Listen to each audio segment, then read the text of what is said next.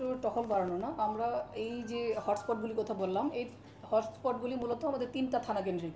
সেটা আমি বলেছি, সেটা উত্তরা পশ্চিম, উত্তরা পূর্ব এবং হচ্ছে এয়ারপোর্ট থানা। এই 3টা থানা মিলিয়েই হচ্ছে আমরা এটাকে, আমার স্ট্র্যাটেজিক ডিসিশন এটাই যে আমরা সম্মিলিতভাবে কালেকটিভলি চেষ্টা করছি।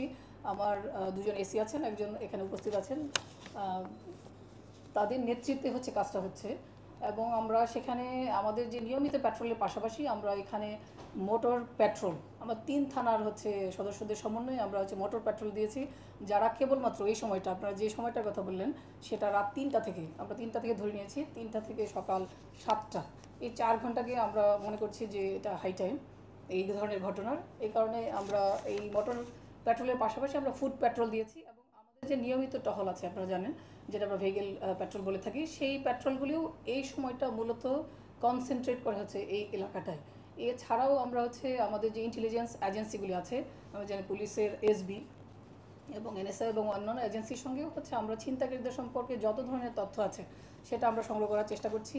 আমরা দেখতে পাচ্ছি যে আসলে ছিনতাইকারীদেরকে কেবল পুলিশ অ্যারেস্ট করে তাদের এটা সম্ভব নয়, কারণ আমরা দেখেছি তাদের যে সোশ্যাল ব্যাকগ্রাউন্ডটা একদম ডিফারেন্ট।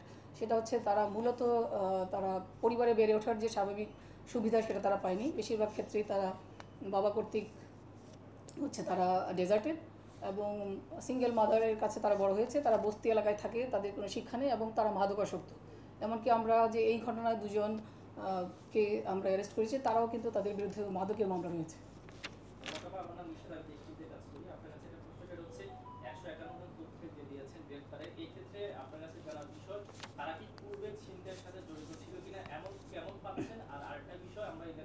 রাজধানীর বিভিন্ন জায়গায় দেখছি যে ছিনতাইয়ের সাথে যারা জড়িত বেশিরভাগই কিশোর গ্যাংয়ের সদস্যরা রয়েছে। তো এই ক্ষেত্রে এই কিশোর গ্যাংয়ের সম্পৃক্ততার কতটুকু দেখছেন?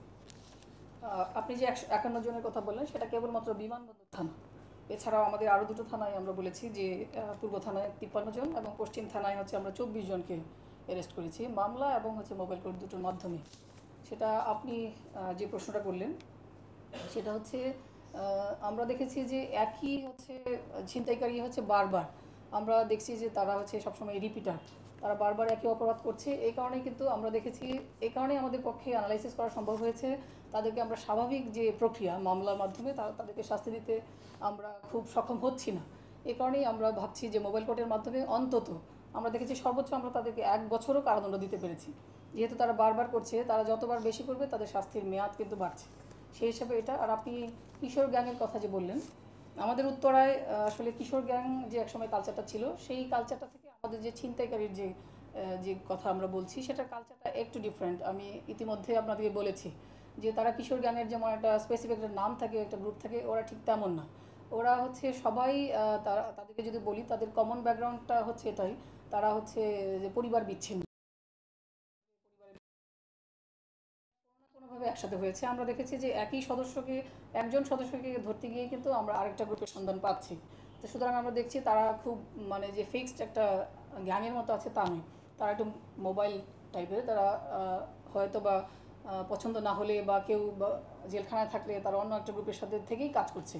এবং তাদের মূল হচ্ছে যে টার্গেট সেটা কিন্তু যে মাদকের অর্থ সংগ্রহ করা।